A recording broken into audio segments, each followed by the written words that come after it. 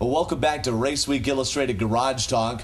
Despite all the attention that big-time racing gets, it's still the hometown heroes that we talked a lot about last week that race week in and week out and make up the biggest part of the racing scene. Pendergrass, Georgia's David Murphy is one of those heroes. A racer for 20 years now, since 1992, Murphy has competed in mini stocks, sportsmen, trucks, and his current division, the super-fast Outlaw Late Models, at tracks such as Gresham Motorsports Park, Watermelon Capital Speedway, Sonoya Raceway, and Lanier National Speedway. This week, Brandon Reed sat down at Gresham Motorsports Park to talk to David Murphy in this week's Pit Road Spotlight. Well, David, you've been around racing since, you told me, since 1992. You've been a constant competitor here at Gresham Motorsports Park. You've raced at Lanier, at Cordell. How did you get started in this deal? Well, I was always around racing. I wanted to race, and I just drug an old car home and put it together, like everybody else does. And it started from something simple. It wasn't near as complicated as it is now, but we had a lot of fun over the years. Just racing here, Lanier, a few tracks around, but we really had a lot of fun here when it was the old Pt.2.wmv Speedway. It was real laid back, we had a lot of good times. Now, you've run in so many different divisions, trucks, mini stocks. You're running the Outlaw Late Models now. Is there one that's been a favorite for you?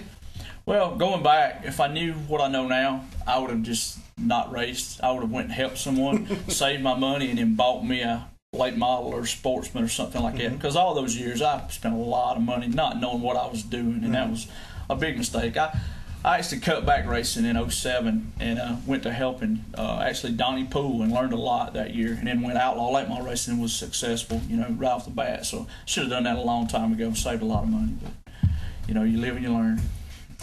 We talked a little bit about some of the tracks that you've run at. What has been your favorite racetrack over the years? To pick one, the old Peach State, and it's because we raced there so long, and I had a lot of success there.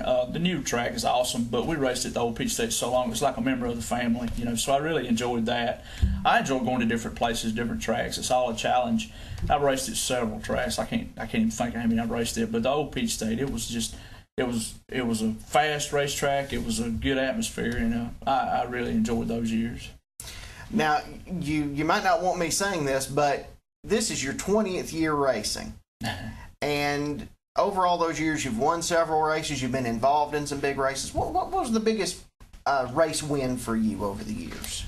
I won the 2008 Outlaw Late Model World Crown portion, and that was my biggest win because me and Hoyt Stevens had a real hard race for the win, and it was my car was dominant that day. That was my biggest win. I've had a lot of wins, but that's the one that I always wanted, and I got it, and I remember it the most. I really enjoyed that one.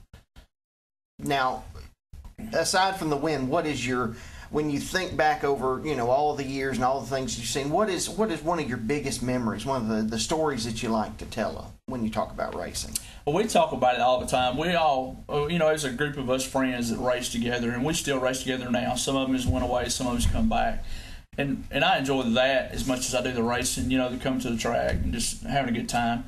And when we talk about our stories, that's what we talk about, the jokes we pulled on each other or who outrun who, that's the things that keeps us going, sometimes the expense really gets to you, but then on Monday or Tuesday when you start talking to them, you get fired up again. That's what keeps me in it.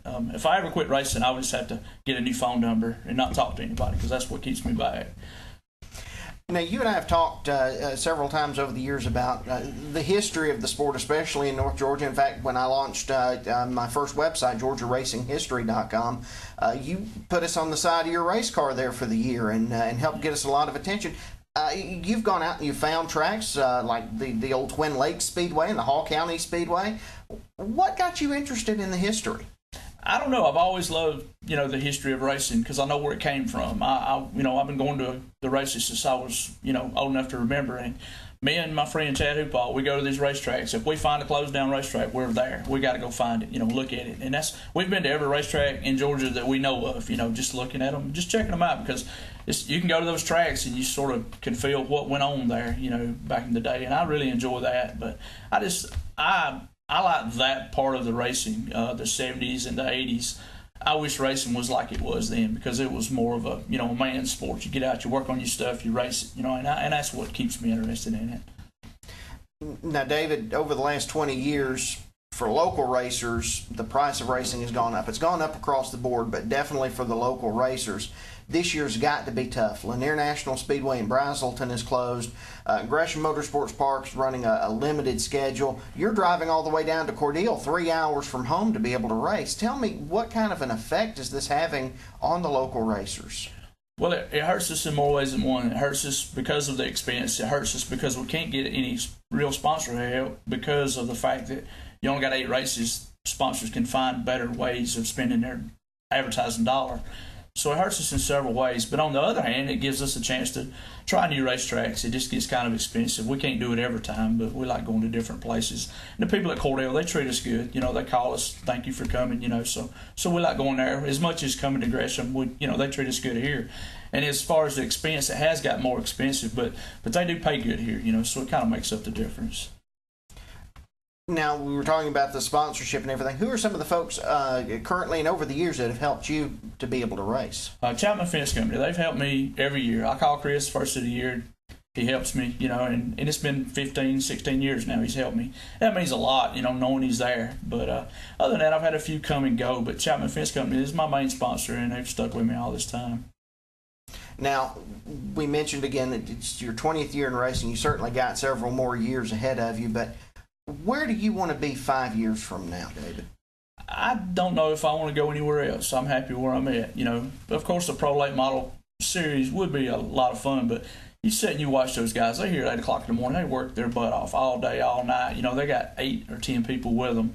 I don't want in on that. You know, if I walked into the right opportunity, of course I would do it, but we have a good time doing what we're doing. It's still, you know, come over here and unload the car, practice and race. It's not the all day long teching thing. And not that I wouldn't want to do that. It's just that them guys, they turn it into a job, you know, and I don't want that part of it. It'll take a lot of the fun out of the racing, I think. How much fun is it to be a hometown hero? I love it, man. It just knowing everybody and being friends with everybody is what's the part of it. You know, I don't really consider myself one of the better ones from around here. You know, my heroes are from around here, and I'll never measure up to Mike Love, Ray Brooks, all those guys, you know. But I enjoy, you know, people knowing that I race and just talking to them about it. You know, you go into the store and somebody say, hey, how'd you run Saturday night? That makes it, you know, all worth it. It makes me feel good to do it.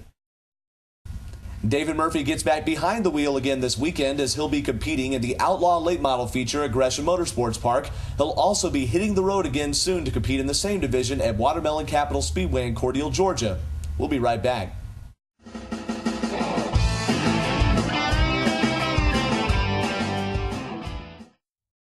Hi folks, I'm Brandon Reed from Raceweek Illustrated Garage Talk, inviting you to join me for the Georgia Racing Hall of Fame 10th anniversary celebration May 26th here at the Georgia Racing Hall of Fame in Dawsonville, Georgia.